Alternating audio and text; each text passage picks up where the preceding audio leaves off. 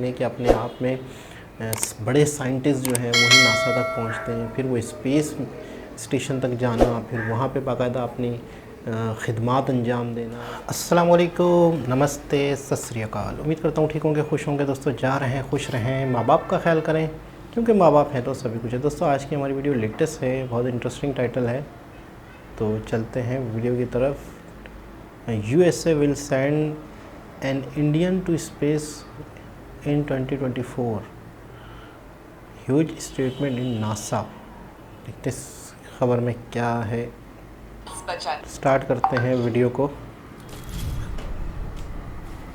नमस्कार and welcome you all world affairs. Dev Prashant Dhawan. Now यहाँ पर आप देख पाएंगे रिसेंटली जो नासा के एडमिनिस्ट्रेटर है, नासा के जो चीफ है, उन्होंने भारत में आकर एक बड़ी अनाउंसमेंट करी है। उन्होंने ये कहा है कि 2024 में यूएसए तैयार है एक इंडियन नेशनल को अंतरिक्ष में भेजने के लिए। ना सिर्फ अंतरिक्ष में, एक इंडियन नेशनल को इंटरनेशनल स्पेस स्टेशन में पहली बार, इतिहास में पहली बार नासा भेजेगा।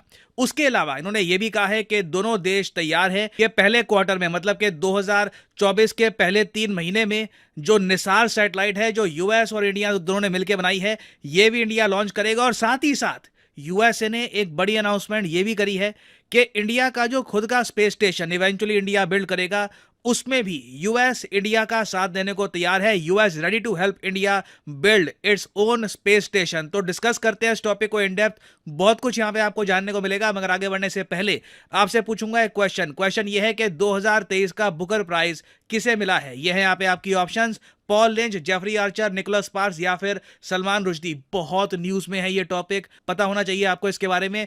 कमेंट सेक्शन में करिए उत्तर, सही आंसर मैं आपको दूंगा वीडियो के अंत में। ना आप में से कई लोग ये क्वेश्चन करेंगे कि अचानक से नासा की तरफ से ये सारी जो स्टेटमेंट्स है क्यों आ रही है।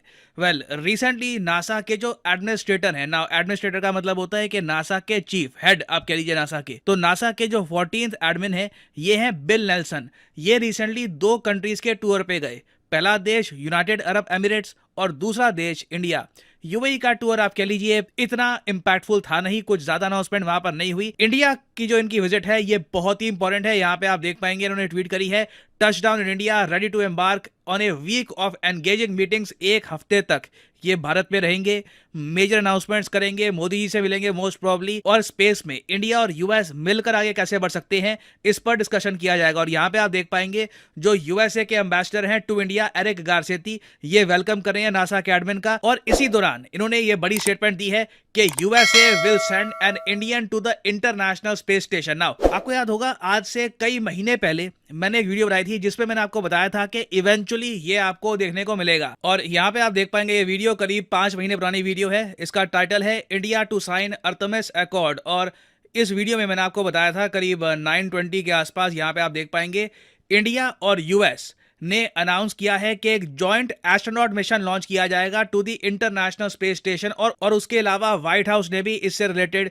एक प्रॉपर नोटिफिकेशन इशू करी थी। तो ये एक मेजर अनाउंसमेंट थी इंडिया और यूएसए की। और अब हम देख रहे हैं कि नासा ने इस पर काम करना भी स्टार्ट कर दिया है। नाउ मेरे हिसाब से ये ड्यू था इंडिया का इंटरनेशनल स्पेस स्टेशन पे जाना। It was bound to happen, क्योंकि अगर मैं आपको इंटरनेशनल स्पेस स्टेशन के बारे में थोड़ा बहुत बताऊं, नाउ इधर आप देख पाएंगे ये है आपके सामने द इंटरनेशनल स्पेस स्टेशन। ये धरती के सरफेस से 400 किलोमीटर की ऊंचाई पे आपको मिलेगा, इतना दूर नहीं है अर्थ से। यहाँ पे आप देख पाएंगे, अगर मैं इस पर जूम इन करूं तो ये आपके सामने है the International Space station. $100 billion लगे इसको बनाने में। यूएस, रशिया, जापान समेत कई कंट्रीज का योगदान था, तो जाकर इंटरनेशनल स्पेस स्टेशन बनके तैयार हुआ। और देखो, हालांकि इस स्पेस स्टेशन को बनाने में कई कंट्रीज का योगदान नहीं था, मगर यूएसए के साथ स्पेस कोऑपरेशन के अंडर ना कई कंट्रीज के एस्ट्रोनॉट्स हैं जिन्हें यूएसए ने इंटरनेशनल स्पेस स्टेशन में पहुंचाया है। ये कंट्री के लिए आप कह सकते हैं काफी प्राइड की बात होती है। मैं अगर आपको लिस्ट दिखाऊं ना, आपको अजीब लगेगा कि इस सब में इंडिया इतना पीछे कैसे रह गया। यहाँ पर आप देख सकते हैं, ये है लिस्ट ऑल विजिटर्स की बाय नेशनलिटी जो इंटरनेशनल स्पेस स्टेशन जा चुके हैं।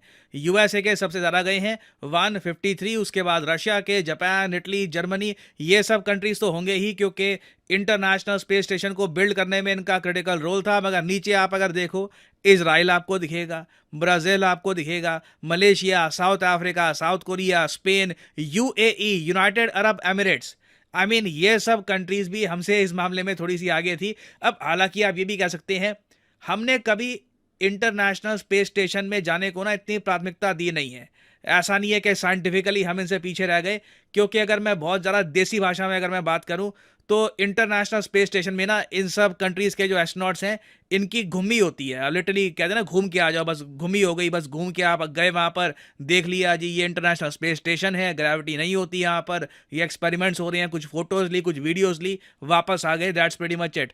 इंडिया ने और तरीके से आप कह लीजिए स्पेस में बहुत ज़्यादा एक्सेल किया है, बट ये आप कह लीजिए एक छोटा सा एक साइड क्वेस्ट थी, बची हुई थी, ये भी हम कंप्लीट कर लेंगे। और मैं इस बात को लेकर वैसे काफ़ी इंटरेस्टेड हूँ कि इंडियन को जब ये भेजेंगे इंटरनेशनल स्पेस स्टेशन में, तो जहां तक मैं देख पा रहा हूं इसरो के रॉकेट से ये सब नहीं किया जाएगा। मोस्ट प्रॉब्ली यहां पर ये लोग यूज करेंगे स्पेस एक्स का रॉकेट, क्योंकि आज के समय यूएस के जो एस्ट्रोनॉट्स हैं इन्हें अंतरिक्ष में पहुंचाने का जो काम है ये इलॉन मस्क की जो कंपनी है स्पेस एक्स, उन्होंने ही उठा रखा है। तो काफी उस वक्त प्रमोशन होगा, इलॉन मस्क भी इसके बारे में ट्वीट करेंगे, मोस्ट प्रॉब्ली नासा इसके बारे में काफी प्रमोशन करेगा। तो ये आप कह लीजिए इंडिया यूएस फ्रेंडशिप के लिए एक बहुत ही इंपॉर्टेंट मोमेंट होने वाली है। इस सब के अलावा अगर हम बात करें तो इंडिया खुद का भी एक स्पेस स्टेशन 2035 तक तैयार कर लेगा। ये सब जो कंट्रीज आपको दिख रही हैं इनमें से बहुत ज्यादा कम देश हैं, गिनती के 2-4 कंट्रीज ही आपको मिलेंगे जो खुद के स्पेस स्टेशन का सोच भी सकते हैं, उस पर काम भी कर रहे हैं। तो इंडिया देखिए एक मैं कहूँगा ह्यूमंगस स्टेप लेगा 2035 में, जब हमारा खुद का स्पेस स्टेशन मोस्ट प्रोबेबली तैयार हो जाएगा। और उसके बाद ऑफ कोर्स हमारा प्लान ये भी है कि 2040 तक हम खुद अपनी टेक्नोलॉजी से एक इंडियन को भेजेंगे मून पर। तो यूएसए के साथ जो हम करेंगे, देखिए सुनने में काफ़ी इंटरेस्टिंग लगता है कि एक इंडियन को ये इंटरनेशनल स्पेस स्टेशन में भेजेंगे, मगर ये सब इन द पास्ट हम कर चुके हैं। ऐसा नहीं है कि पहली बार एक इंडियन जाएगा अंतरिक्ष में। आपको पता होगा राकेश शर्मा को यूएसएसआर ने भेजा था अंतरिक्ष में, he was the first Indian in space. तो ये सब अकॉम्प्लिशमेंट हिस्टोरिकली हम कर चुके हैं, बस इंटरनेशनल स्पेस स्टेशन में जो डॉकिंग है ये पहली बार एक इंडियन कर रहा होगा। और अगर यहाँ पे आप सोच रहे हैं कि नासा ये सब कर क्यों रहा है, इसके पीछे इनका मतलब मेन मोटिव क्या है, देखिए इंडिया के साथ वैसे ही यूएस अपने रिलेशंस बहुत ज़्यादा स्ट्रॉन्ग कर रहा है। उसके अलावा हमने ये भी एक बहुत ही इंपॉर्टेंट एस्पेक्ट देखा है कि इंडिया की जो स्पेस इंडस्ट्री है ना, सिंस ये $40 बिलियन की होने वाली है 2040 में, जो इतना दूर नहीं है। आप अगर लॉन्ग टर्म पर्सपेक्टिव के हिसाब से देखें, शॉर्ट टर्म में ऑफकोर्स दूर लगेगा, मगर $40 billion is a humongous amount. तो एक बड़ी इंडस्ट्री इंडिया में बनने वाली है और इंडिया बहुत ही जल्द फॉरेन डायरेक्ट इन्वेस्टमेंट बड़े स्केल पर ये लागू कर देगा स्पेस सेक्टर में। तो यूएसए की जो बड़ी कंपनियां हैं ये इंडियन कंपनीज में स्टेक परचेज करके, टाई अप्स करके इंडिया में बड़ा बिजनेस कर पाएंगी। तो इंडिया और यूएस स्पेस के सेक्टर में बहुत मेजर अकॉम्प्लिशमेंट्स करने वाले हैं फ्यूचर में। तो आप कह लीजिए उसका एक ग्राउंड वर्क अभी के लिए तैयार किया जा रहा है। नाउ फाइनली अगर हम वापस आए अपने एमसीक्यू की तरफ के who won the 2023 Booker Prize, तो सही उत्तर यहाँ पे है ऑप्शन ए, पॉल लिंच। इनकी किताब है प्रॉफिट सॉन्ग, इसके लिए इन्हें मिला है 2023 का बुकर प्राइज। याद रखिएगा, very important for various exam perspective. और अनअकैडमी के देखिए ऑफर चल रहे हैं आज के समय।